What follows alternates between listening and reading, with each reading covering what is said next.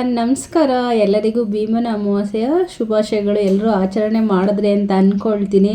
ಹಾಗೆ ಪಾದ ಪೂಜೆ ಎಲ್ಲ ಮಾಡಿದ್ರಿ, ಚೆನ್ನಾಗಿ ಗಿಫ್ಟ್ಗಳೆಲ್ಲ ಸಿಕ್ಕಿದೆ, ಅಮೌಂಟ್ ಎಲ್ಲ ಸಿಕ್ಕಿದೆ ಅಂತ ಅಂದ್ಕೊಳ್ತೀನಿ.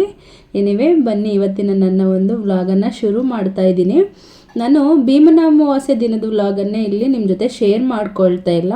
ಅದ್ರ ಮುಂದೆ ಒಂದೆರಡು ದಿನ ಸಂಡೇಯಿಂದನೇ ನಾನು ಯಾವ ರೀತಿಯಾಗಿ ತಯಾರಿ ಎಲ್ಲ ಮಾಡಿಕೊಂಡೆ ಅಂತೇಳಿ ನಿಮ್ಮ ಜೊತೆ ಶೇರ್ ಮಾಡ್ಕೊಳ್ತಾ ಇದ್ದೀನಿ. ಇದು ಮೊದಲಿಗೆ ಸಂಡೇ ವ್ಲಾಗ್ ಆಗಿರುತ್ತೆ. ಫಸ್ಟ್ ಕ್ಲೀನಿಂಗ್ದೆಲ್ಲ ಮತ್ತು ಈ ದೇವ್ರ ಸಾಮಾನುಗಳನ್ನೆಲ್ಲ ಯಾವ ರೀತಿಯಾಗಿ ನಾನು ಕ್ಲೀನ್ ಮಾಡಿಕೊಂಡೆ, ಯಾವ ದಿನ ಕ್ಲೀನ್ ಮಾಡಿಕೊಂಡೆ, ಮತ್ತು ಭೀಮನ ಅಮಾವಾಸ್ಯೆ ದಿನ ಯಾವ ರೀತಿಯಾಗಿ ನಾನು ಪೂಜೆಯನ್ನು ಮಾಡಿಕೊಂಡೆ, ನಮ್ಮ ಸಂಪ್ರದಾಯದಲ್ಲೆಲ್ಲ ಯಾವ ರೀತಿಯಾಗಿ ನಾವು ಪೂಜೆ ಮಾಡ್ಕೊಳ್ತೀವಿ. ಹಾಗೆ ಒಂದು ಬೆಡ್ ಲ್ಯಾಂಪನ್ನು ತರಿಸ್ಕೊಂಡಿದ್ದೆ. ಸೊ ಅದರದ್ದು ಒಂದು ರಿವ್ಯೂ ಸಹ ಇಲ್ಲಿ ನಾನು ಕೊಡ್ತೀನಿ. ಯಾರಿಗಾದರೂ ಇಷ್ಟ ಆಯಿತು ಅಂತ ಹೇಳಿದ್ರೆ ಚೆಕ್ ಮಾಡ್ಕೊಳ್ಬೋದು. ಸೊ ಹಾಗಾಗಿ ನಾನು ಇದೆಲ್ಲವನ್ನು ಈ ಒಂದು ವಿಡಿಯೋದಲ್ಲಿ ಶೇರ್ ಮಾಡ್ಕೊಳ್ತೀನಿ. ಸಂಡೇ ಎಲ್ಲರೂ ಮನೇಲಿ ಇದ್ವಿ ಅಲ್ವಾ, ಹಾಗಾಗಿ ತರಕಾರಿ ಎಲ್ಲ ಖಾಲಿಯಾಗಿತ್ತು, ಫ್ರಿಜ್ ಸಹ ಕ್ಲೀನ್ ಮಾಡ್ಕೊಳ್ಬೇಕಿತ್ತು.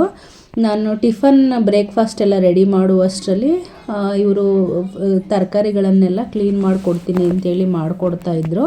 ಹಾಗೆ ಪೊಂಗಲ್ ಮಾಡ್ಕೊಂಡಿದ್ದೆ. ಸಾಮಾನ್ಯವಾಗಿ ಸಂಡೇ ಟೈಮಲ್ಲಿ ಪೊಂಗಲನ್ನು ಮಾಡ್ಕೊಳ್ತೀನಿ. ಬಾಕ್ಸ್ಗೆಲ್ಲ ಹಾಕಿದ್ರೆ ತಿನ್ನೋದಕ್ಕೆ ಬರೋದಿಲ್ಲ ಚಿಕ್ಕವನಿಗೆ.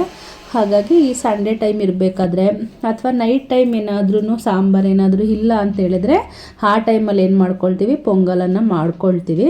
ನಾನು ಪೊಂಗಲನ್ನು ರೆಡಿ ಮಾಡುವಷ್ಟರಲ್ಲಿ ಸಂತೋಷ್ ಅವರು ಚಟ್ನಿಯನ್ನು ಮಾಡ್ಕೊಡ್ತೀನಿ ನಾನೇ ಅಂತ ಹೇಳ್ಬಿಟ್ಟು ಅವರು ಚಟ್ನಿಯನ್ನು ರೆಡಿ ಮಾಡ್ತಾಯಿದ್ರು. ಸೊ ಹಾಗಾಗಿ ನಾನು ಸರಿ ಆಯಿತು ಪ್ರಿಪೇರ್ ಮಾಡಿ ಅಂತ ಹೇಳ್ಬಿಟ್ಟು ನಾನು ಬೇರೆ ಕೆಲಸಗಳನ್ನು ಮಾಡ್ಕೊಳ್ತಾ ಇದ್ದೆ. ಸಂಡೇ ಎಲ್ಲರೂ ಮನೇಲಿ ಇರ್ತೀವಲ್ವ, ಎಲ್ಲರಿಗೂ ಸಹ ಬೇಜಾರಾಗ್ತಿರುತ್ತಲ್ಲ, ಎಲ್ಲರೂ ಒಂದೊಂದು ಕೆಲಸಗಳನ್ನ ಮಾಡಿಕೊಡ್ತಾ ಇರ್ತೀವಿ. ಚಿಕ್ಕವನು ಅಷ್ಟೇ, ಏನಾದರೂ ಒಂದು ಅಂದರೆ ದೊಡ್ಡ ಮಕ್ಕಳು ಚಿಕ್ಕ ಮಕ್ಕಳು ಎಲ್ಲ ನೋಡಿ ಕಲಿತಾ ಇರ್ತಾರೆ ಏನು ಮಾಡ್ತಾರೆ ಅಂತೇಳಿ ನಾವು ಕೆಲಸಗಳು ಮಾಡ್ಕೊಳ್ತಾ ಇರ್ತೀವಲ್ಲ, ಹಾಗಾಗಿ ನಾನು ಮಾಡ್ತೀನಿ ಅಂತೇಳಿ ತರಕಾರಿಗಳನ್ನೆಲ್ಲ ನೀರಿಗೆ ಹಾಕ್ತಾ ಇದ್ದ. 1-2 ಅವರ್ ಅದನ್ನು ಇದನ್ನಾಗೋಕೆ ಬಿಡ್ತೀನಿ, ಏನು ನೆನೆಯೋಕೆ ಬಿಡ್ತೀನಿ. ಅದರಲ್ಲಿರ್ತಕ್ಕಂಥದ್ದು ಇದೆಲ್ಲ ಹೋಗಲಿ ಗಲೀಜೆಲ್ಲ ಅಂತ ಹೇಳ್ಬಿಟ್ಟು ಸ್ವಲ್ಪ ಉಪ್ಪು ಮತ್ತು ಸೋಡಾ ಎಲ್ಲ ಹಾಕ್ಬಿಟ್ಟು ಆಮೇಲೆ ಏನು ಮಾಡ್ತಕ್ಕಂಥದ್ದು ಅದನ್ನು ತೆಗೆದಿಟ್ಬಿಟ್ಟು ಒಣಗಿಸ್ಬಿಟ್ಟು ನೀಟಾಗಿ ಒರೆಸ್ಬಿಟ್ಟು ಎತ್ತಿಟ್ಕೊಳ್ತೀನಿ. ಪೊಂಗಲ್ ಸಹ ರೆಡಿ ಆಯಿತು. ಕೊನೆಯದಾಗಿ ಇಲ್ಲಿ ಒಗ್ಗರಣೆಯನ್ನು ಸೇರಿಸ್ಕೊಳ್ತಾ ಇದ್ದೀನಿ. ಪೊಂಗಲ್ ರೆಸಿಪಿ ಎಲ್ಲ ಆಲ್ರೆಡಿ ಗೊತ್ತಿರುತ್ತೆ ಅಂತೇಳಿ ನಾನು ನಿಮ್ಮ ಜೊತೆ ಶೇರ್ ಮಾಡ್ಕೊಂಡಿಲ್ಲ. ತುಂಬಾ ಚೆನ್ನಾಗಂತ ಅನಿಸುತ್ತೆ ಹಾಲು ಕಾಯಿ ಅದೆಲ್ಲ ಸೇರಿಸ್ಕೊಂಡ್ರೆ. ಇನ್ ಕೇಸ್ ಏನಾದರೂ ನಾನು ಯಾವ ರೀತಿಯಾಗಿ ಪೊಂಗಲ್ ಮಾಡ್ತೀನಿ ಅಂತಕ್ಕಂಥದ್ದು ಏನಾದರೂ ಬೇಕು ರೆಸಿಪಿ ಅಂತಂದರೆ ದಯವಿಟ್ಟು ಕಮೆಂಟ್ ಮಾಡಿ, ನಾನು ಶೇರ್ ಮಾಡ್ತೀನಿ. ನಾನು ಎಲ್ಲ ರೆಡಿ ಆಯಿತು ಅಂತ ಹೇಳಿದ್ನಲ್ಲ, ಸೊ ಹಂಗಾಗಿ ಚಾಪೆ ಹಾಕ್ತೀನಿ ತಿನ್ನೋದಕ್ಕೆ ಅಂತ ಹೇಳ್ಬಿಟ್ಟು ಚಿಕ್ಕವನು ಹಾಕ್ತಾ ಇದ್ದ. ಅವನಿಗೆ ಬರುತ್ತೋ ಬರಲ್ವೋ, ಸೊ ಯಾವ ರೀತಿ ಅಂತ ಅನಿಸುತ್ತೋ ಆ ರೀತಿಯಾಗಿ ಕೆಲಸಗಳನ್ನ ಮಾಡ್ತಾ ಇರ್ತಾನೆ. ಅಂದರೆ ಇವ್ರುಗಳೆಲ್ಲ ಕೆಲಸ ಮಾಡ್ತಾ ಇದ್ದಾರೆ, ನಾನು ಒಟ್ಟಿಗೆ ಸೇರ್ಕೊಂಡು ಮಾಡೋಣ ಅಂತ ಹೇಳ್ಬಿಟ್ಟು ಮಾಡ್ತಾ ಇರ್ತಾನೆ. ಒಬ್ರು ಚಾಪೆ ಹಾಕೋದು, ಒಬ್ರು ಪೊಂಗಲ್ ತಂದಿಕ್ಕೋದು, ಒಬ್ಬರು ಚಟ್ನಿ ರುಬ್ಕೊಡೋದು, ಒಬ್ಬರು ಪೊಂಗಲ್ ಮಾಡೋದು, ಒಬ್ಬರು ಬಡಿಸೋದು, ಈ ರೀತಿಯಾಗಿ ಮಾಡ್ಕೊಳ್ತಾ ಇರ್ತೀವಿ. ಪೊಂಗಲ್ ಕೂಡ ತುಂಬ ಚೆನ್ನಾಗಿ ಬಂದಿತ್ತು. ಮತ್ತು ಸಮ್ಟೈಮ್ಸ್ ಸರಿಯಾಗಿ ತಿನ್ನಲ್ಲ ಅಂತ ಹೇಳ್ಬಿಟ್ಟು ಸ್ವಲ್ಪನೇ ಮಾಡಿಬಿಟ್ಟಿದ್ದೆ. ಸ್ವಲ್ಪ ಮಾಡಿದಾಗ ಚೆನ್ನಾಗಿ ಬಂದಿರುತ್ತದು. ಎಲ್ಲ ತಿಂದು ಮುಗಿಸ್ಬಿಟ್ಟು ಟಿ ವಿ ಕ್ಯಾಬಿನೆಟನ್ನು ಕ್ಲೀನ್ ಮಾಡ್ಕೊಳ್ಬೇಕಿತ್ತು. ಹೇಗೂ ಮನೇಲಿ ಇದ್ರಲ್ಲ, ಸೊ ಇಲ್ಲೆಲ್ಲ ಮೇಲೆ ನನಗೆ ಸ್ವಲ್ಪ ರಿಸ್ಕ್ ಅಂತ ಅನಿಸುತ್ತೆ ಕ್ಲೀನ್ ಮಾಡೋದು, ಹೈಟ್ ಇದೆಯಲ್ಲ ತುಂಬ, ಹಾಗಾಗಿ ನಾನೇ ಇದ್ದೀನಲ್ಲ ಅಂತೇಳಿ ಅವ್ರು ಕ್ಲೀನ್ ಮಾಡಿಕೊಡ್ತಾಯಿದ್ರು. ಅಷ್ಟರಲ್ಲಿ ಬೆಡ್ ಲ್ಯಾಂಪ್ ನಾನು ಆಗಲೇ ಹೇಳ್ದೆ ಅಲ್ವಾ, ಅದನ್ನು ಬುಕ್ ಮಾಡಿಕೊಂಡಿದ್ದೆ. ಸೊ ಹಾಗಾಗಿ ಅದು ಸಹ ಬಂತು, ಅದನ್ನು ಸಹ ಅನ್ಪ್ಯಾಕನ್ನು ಮಾಡ್ಕೊಳ್ತಾ ಇದ್ದೆ. ತುಂಬಾ ಚೆನ್ನಾಗಿ ಪ್ಯಾಕನ್ನು ಮಾಡಿಕೊಟ್ಟಿದ್ರು. ಲ್ಯಾಂಪು ಕೂಡ ತುಂಬಾ ಚೆನ್ನಾಗಿತ್ತು. ಇದು ಅಂದರೆ ಒಂದು 900 ರುಪೀಸ್ ಇದರಲ್ಲಿ ತರಿಸ್ಕೊಂಡಿದ್ದೆ. 1500 ರುಪೀಸಲ್ಲಿ ತರಿಸ್ಕೊಂಡ್ರೆ ಇನ್ನೂ ಚೆನ್ನಾಗಿರುತ್ತೆ. ಇದು ಮೇ ಬಿ ನನಗೆ ಈ ಥರದ್ದು ಚೆನ್ನಾಗಿದೆ ಅಂತ ಅನಿಸ್ತು. ಮತ್ತು ಮನೆ ಶಿಫ್ಟ್ ಮಾಡ್ತಾ ಇರ್ತೀವಲ್ವ, ಅವಾಗ ತುಂಬಾ ವಸ್ತುಗಳು ಹಾಳಾಗ್ತಾ ಇರುತ್ತೆ. ಅದಕ್ಕೇನಾದರೂ ತರಿಸ್ಕೋಬೇಕಂತ ಹೇಳಿದ್ರೆ ಬೇಜಾರಾಗ್ತಾ ಇರುತ್ತೆ. ಜಸ್ಟು ಓನ್ ಹೌಸ್ ಇರುತ್ತಲ್ಲ ಅವ್ರಿಗೆ ತುಂಬ ಚೆನ್ನಾಗಂತ ಅನಿಸುತ್ತೆ. ಇದು ಹೇಗಿದೆ ನೋಡೋಣ ಅಂತ ಹೇಳ್ಬಿಟ್ಟು ತರಿಸ್ಕೊಂಡೆ. ಕ್ವಾಲಿಟಿನೂ ತುಂಬ ಚೆನ್ನಾಗಿತ್ತು, ಪ್ಯಾಕಿಂಗು ಸಹ ತುಂಬಾ ಚೆನ್ನಾಗಿ ಮಾಡಿದರು. ಮತ್ತು ರೆಡ್ ಕಾಂಬಿನೇಷನಲ್ಲಿ ನನಗೆ ಬೇಕಿತ್ತು, ಇದು ಚೆನ್ನಾಗಿರುತ್ತೆ ಅಂತ ಹೇಳ್ಬಿಟ್ಟು. ಇದರಲ್ಲಿ ಬೇರೆ ಯಾವುದೂ ಸಹ ಅಷ್ಟೊಂದು ಇರಲಿಲ್ಲ, ಇದೊಂದೇ ಇದ್ದಿದ್ದು. ಹಾಗಾಗಿ ಇದನ್ನೇ ತರಿಸ್ಕೊಂಡಿದ್ದೆ. ಲೈಟ್ ಅಂತೂ ತುಂಬ ಚೆನ್ನಾಗಿದೆ, ಬಟ್ ಫಿಕ್ಸ್ ಮಾಡುವಾಗ ಸ್ವಲ್ಪ ಕನ್ಫ್ಯೂಸ್ ಆಗ್ತು. ನಾವು ಕೆಳಗಡೆಯಿಂದ ಉಲ್ಟಾ ಇಟ್ಕೊಂಡು ಅದನ್ನು ಫಿಕ್ಸ್ ಮಾಡಿದ್ರೆ ನೀಟಾಗಿ ಬರುತ್ತೆ.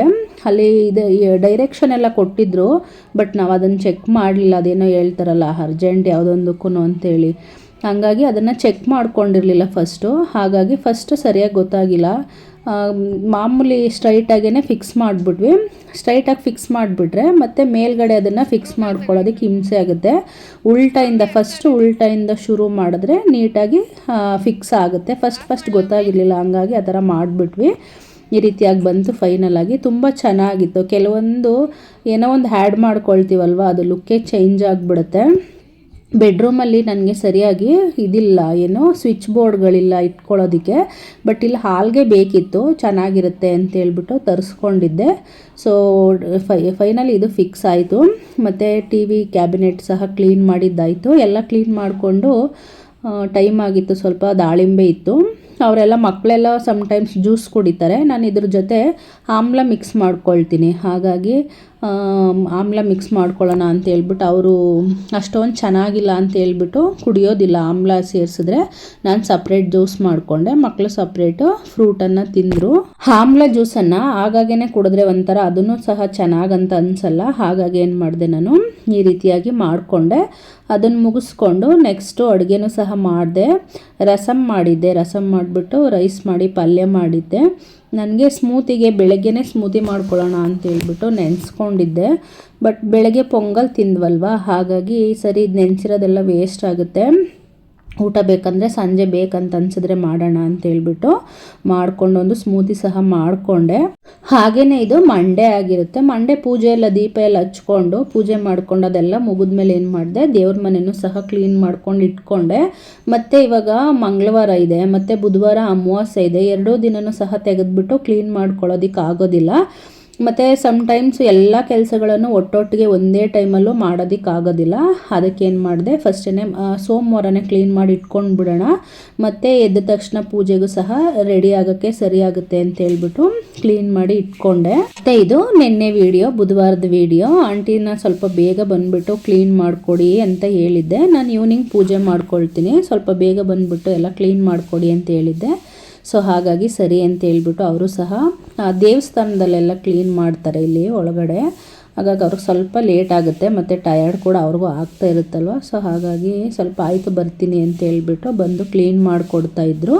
ಅವರೆಲ್ಲ ಕ್ಲೀನ್ ಮಾಡಿ ಹೋದ್ಮೇಲೆ ನಾನು ಸಹ ಸ್ನಾನ ಮುಗಿಸ್ಕೊಂಡು, ಮಾರ್ನಿಂಗೇ ಮಕ್ಕಳೆಲ್ಲ ಹೋಗಿದ್ರು. ಸೊ ಟಿಫನ್ ಎಲ್ಲ ರೆಡಿ ಮಾಡಿ ಕಳಿಸಿದ್ದಾಗಿತ್ತು. ಸೊ ಎಲ್ಲನೂ ಕ್ಲೀನ್ ಮಾಡಿಕೊಂಡು, ಮತ್ತು ಸಂತೋಷ್ ಅವ್ರಿಗೆ 5 ಗಂಟೆಯಿಂದನೇ ಡ್ಯೂಟಿ ಇರುತ್ತೆ. ಹಾಗಾಗಿ ನನಗೆ ಬೆಳಗ್ಗೆನೇ ಅಷ್ಟೊತ್ತಿಗೆ ಬೇಗ ಪೂಜೆ ಎಲ್ಲ ಮಾಡ್ಕೊಳ್ಳೋದಕ್ಕೆ ಆಗೋದಿಲ್ಲ, ಅವ್ರು ಇರಬೇಕಲ್ವ. ಹಾಗಾಗಿ ಸ್ವಲ್ಪ ಬರೋದು ಲೇಟ್ ಆಗುತ್ತೆ ಅಂತ ಹೇಳಿದರು. ಹಾಗಾಗಿ ಇನ್ನೇನು ಮಾಡೋದು, ಈವ್ನಿಂಗೇ ಪೂಜೆ ಮಾಡ್ಕೊಳ್ಳೋಣ ಅಂತ ಹೇಳ್ಬಿಟ್ಟು ಸುಮ್ಮನೆ ಆಗಿಬಿಟ್ಟಿದ್ದೆ. ನಾನು ಸ್ನಾನ ಮುಗಿಸ್ಕೊಂಡು ಬೇಗ ಎಲ್ಲ ಅಡುಗೆ ಮಾಡ್ಕೊಳ್ಳೋಣ ಅಂತ ಹೇಳ್ಬಿಟ್ಟು ಪೂಜೆನೂ ಹಾಗೆ ಜೊತೆಗೆ ರೆಡಿ ಮಾಡ್ಕೊಳ್ತಾ ಇದ್ದೆ. ಸಬ್ಬಕ್ಕಿನ ಮೊದಲೇ ನೆನೆಸಿ ಇಟ್ಕೊಂಡಿದ್ದೆ. ಹೆಸ್ರುಬೇಳೆಯನ್ನು ಹುರಿದ್ಬಿಟ್ಟು ಸಬ್ಬಕ್ಕಿ ಹೆಸ್ರುಬೇಳೆ 2 ಸಹ ಹಾಕ್ಬಿಟ್ಟು ಬೇಯೋದಕ್ಕೆ ಇಟ್ಕೊಂಡಿದ್ದೀನಿ ಇಲ್ಲಿ ಕುಕ್ಕರಲ್ಲಿ. ಮತ್ತು ಆ ಕಡೆ ಕಾಳು ಮತ್ತು ತರಕಾರಿಗಳನ್ನು ಸೇರಿಸಿ ಸಾಂಬಾರು ಮಾಡೋದಕ್ಕೆ ಅಂತ ಇಟ್ಕೊಂಡಿದ್ದೆ. ಪೂಜೆಗೂ ಸಹ ಹಾಗೆ ಮಧ್ಯೆ ಅದು ರೆಡಿ ಆಗುವಷ್ಟರಲ್ಲಿ ಇದನ್ನು ಸಹ ತಯಾರಿಯನ್ನು ಮಾಡ್ಕೊಳ್ತಾ ಇದ್ದೆ.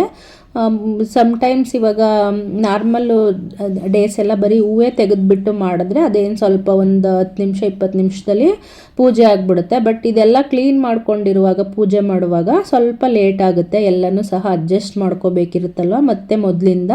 ಹಾಗಾಗಿ ಮತ್ತೆ ಎಲ್ಲ ಹೊಸ್ದಾಗಿ ವಿಭೂತಿ ಎಲ್ಲ ಹಚ್ತಾ ಇರ್ತೀನಿ, ಕುಂಕುಮ ಎಲ್ಲ ಹಚ್ತಾ ಇರ್ತೀನಿ. ಹಾಗಾಗಿ ಆಲ್ಮೋಸ್ಟ್ ಒಂದು 2 ಅವರ್ ಟೈಮ್ ತಗೊಳುತ್ತೆ. ಆ ಕಡೆ ಅಡುಗೆನೂ ಸಹ ರೆಡಿ ಮಾಡ್ಕೊಳ್ತಾ ಇರ್ತೀನಿ, ಈ ಕಡೆ ಇದನ್ನು ಸಹ ಮಾಡ್ಕೊಳ್ತಾ ಇರ್ತೀನಲ್ವ. ಹಾಗಾಗಿ ಮತ್ತು ಹೂವೆಲ್ಲ ತಂದುಕೊಡೋ ಅಂಥದ್ದು ಲೇಟ್ ಆಗಿಬಿಟ್ಟಿತ್ತು. ಸಂತೋಷ್ ಅವರು ಈವ್ನಿಂಗೆ ತಂದುಕೊಡ್ತೀನಿ ಅಂತ ಹೇಳಿದರು. ಯಾಕಂದರೆ ಮಾರ್ನಿಂಗ್ ಅವ್ರಿಗೆ ಸ್ವಲ್ಪ ಬ್ಯುಸಿ ಇತ್ತು ಅಂತ ಹೇಳ್ಬಿಟ್ಟು ಬಂದಿರಲಿಲ್ಲ. ಸರಿ ಅಂತೇಳಿ ಅದನ್ನು ಸಹ ತಂದುಕೊಟ್ರು.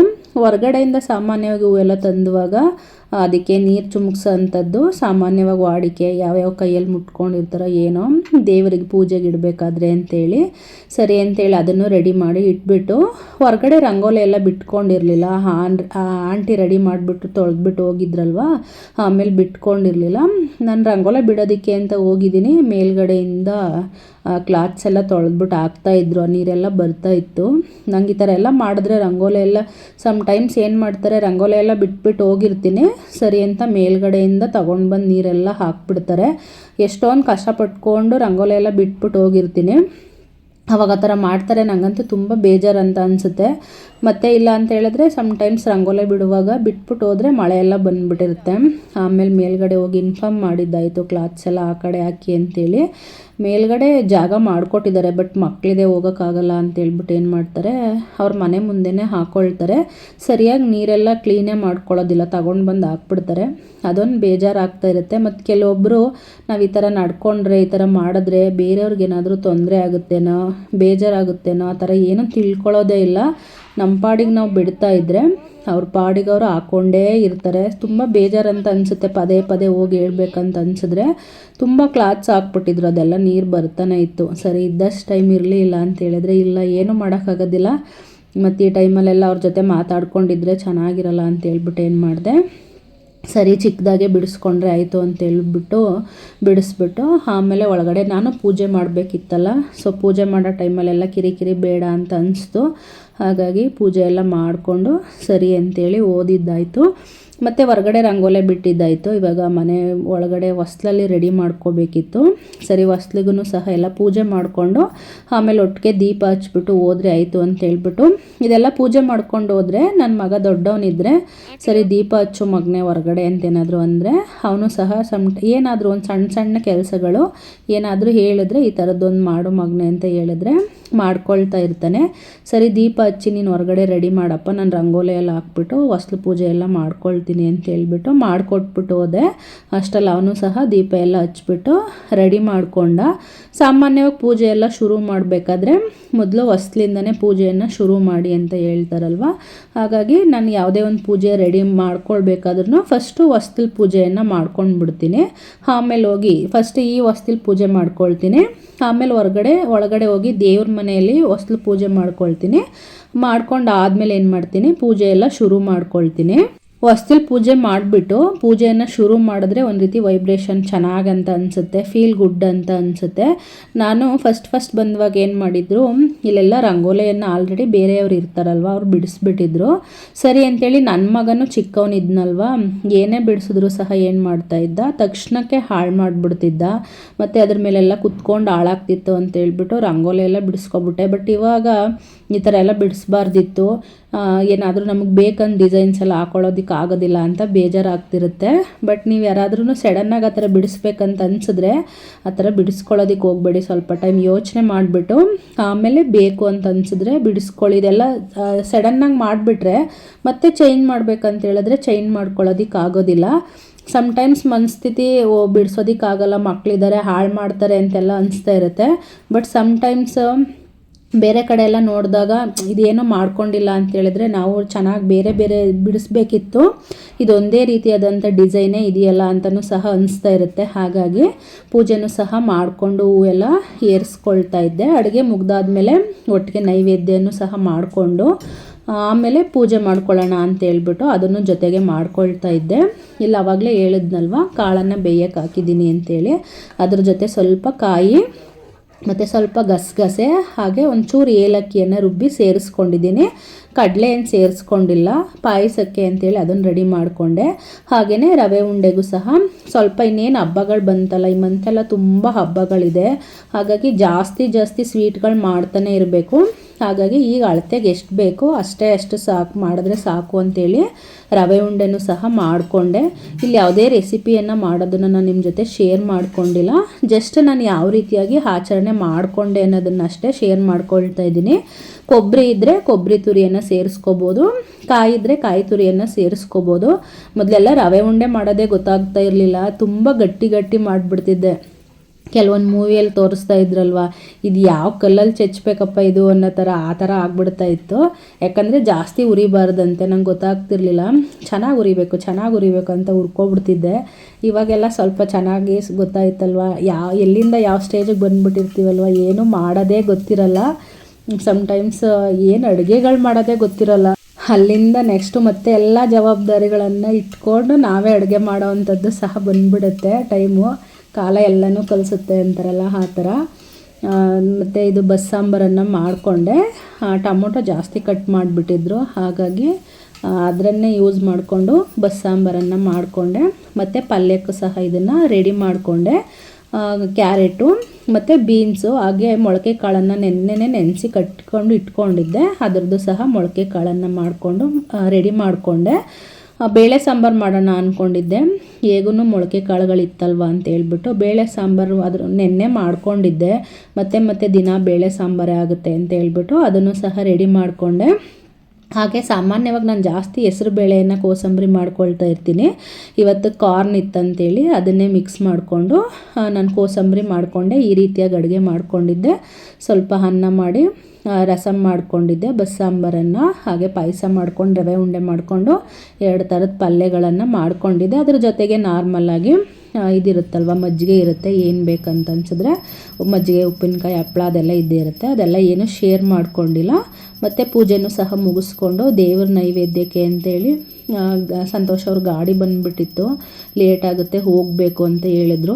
ಸರಿ, ಇದು ಸ್ವಲ್ಪ ಅರ್ಜೆಂಟ್ ಆಗಿಬಿಡ್ತು ಮಾಡುವಾಗ.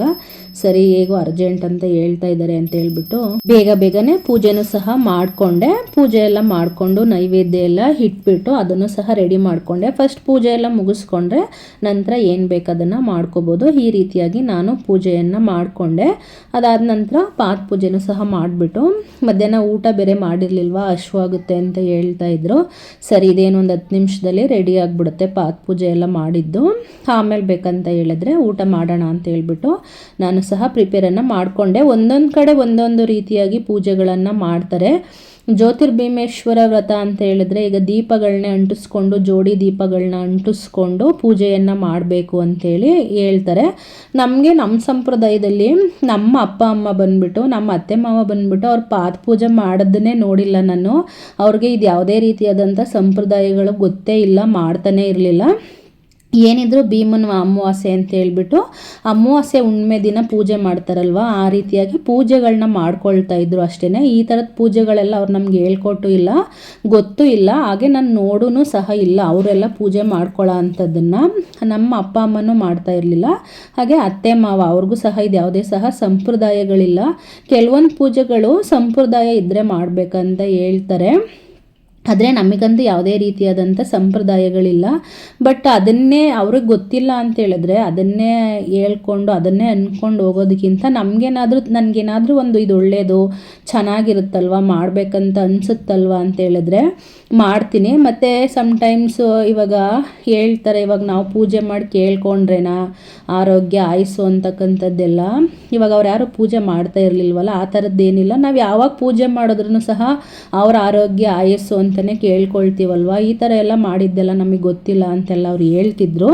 ಆದರೆ ನಮಗೇನೋ ಹೊಸದನ್ನು ಕಲಿಬೇಕು, ಹೊಸತನವಾಗಿ ನಡ್ಕೊಳ್ಬೇಕು, ಮತ್ತು ಏನಾದರೂ ಒಂದು ಒಳ್ಳೆಯದು ಅಂತ ಯಾರು ಹೇಳಿದರೆ, ಇವಾಗ ಕೆಲವೊಂದು ಪೂಜೆಗಳು ಏನು ಅಂತಲೇ ನಮಗೆ ಸರಿಯಾಗಿ ಗೊತ್ತಿರಲ್ಲ. ಬಟ್ ಹೇಳ್ಕೊಡ್ತಾರೆ, ಯಾರೋ ಒಬ್ರು ಹೇಳ್ಕೊಡ್ತಾರೆ ಅಂತ ಹೇಳಿದ್ರೆ, ಯಾರಾದ್ರೂ ಇದೊಂದು ಪೂಜೆ ಮಾಡಿ ಒಳ್ಳೇದಾಗುತ್ತೆ ಅಂತೆಲ್ಲ ಹೇಳಿದ್ರೆ ನಾವು ಖುಷಿಯಾಗಿ ಅದನ್ನು ಮಾಡ್ತೀವಲ್ವ.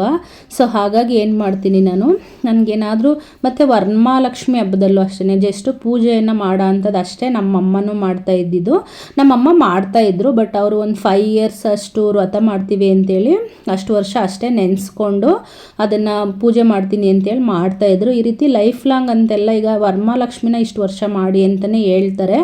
ಲೈಫ್ ಲಾಂಗ್ ಎಲ್ಲ ಮಾಡಿ ಅಂತನೋ ಆ ಥರದ್ದೆಲ್ಲ ಏನೂ ಹೇಳೋದಿಲ್ಲ. ಆದರೆ ನನಗೆ ಆ ಥರ ಅನಿಸಲ್ಲ. ಏನಾದರೂ ಹೊಸದೇನಾದರೂ ಅಂತ ಅನಿಸಿದ್ರೆ ಇದನ್ನು ಮಾಡೋದ್ರಿಂದ ಏನು ತಪ್ಪಿರುತ್ತೆ, ಒಂದು ಪಾಸಿಟಿವ್ ವೈಬ್ಸ್ ಇರುತ್ತಲ್ವ ಮನೇಲಿ, ಚೆನ್ನಾಗಿರುತ್ತಲ್ವ ಅಂತೇನಾದರೂ ಅನಿಸಿದ್ರೆ ಏನು ಮಾಡ್ತೀನಿ, ಅದನ್ನೆಲ್ಲ ಮಾಡ್ಕೊಳ್ತೀನಿ. ಹಾಗಾಗಿ ಇದೆಲ್ಲನೂ ಸಹ ನಾನೇ ಇವಾಗ ಆಯುಷ್ಯ ಅದೆಲ್ಲ ನಮ್ಮ ಕೈಯಲ್ಲಿಲ್ಲ, ನಾವು ಕೇಳ್ಕೊಳ್ಳೋದಕ್ಕಾಗಲ್ಲ ಅಂತ ಹೇಳಿದ್ರೆ ಅದು ನಮ್ಮ ಕೈಯಲ್ಲಿ ಇರುತ್ತೋ ಇರೋದಿಲ್ವೋ, ಅವರಿಗೋಸ್ಕರ ನಮ್ಮದೊಂದು ಪ್ರೇಯರ್ ಮಾಡಬೇಕು ಅಂತಂದರೆ ಮಾಡೋದ್ರಲ್ಲಿ ಏನು ತಪ್ಪಿಲ್ಲ ಅಂಥೇಳಿ.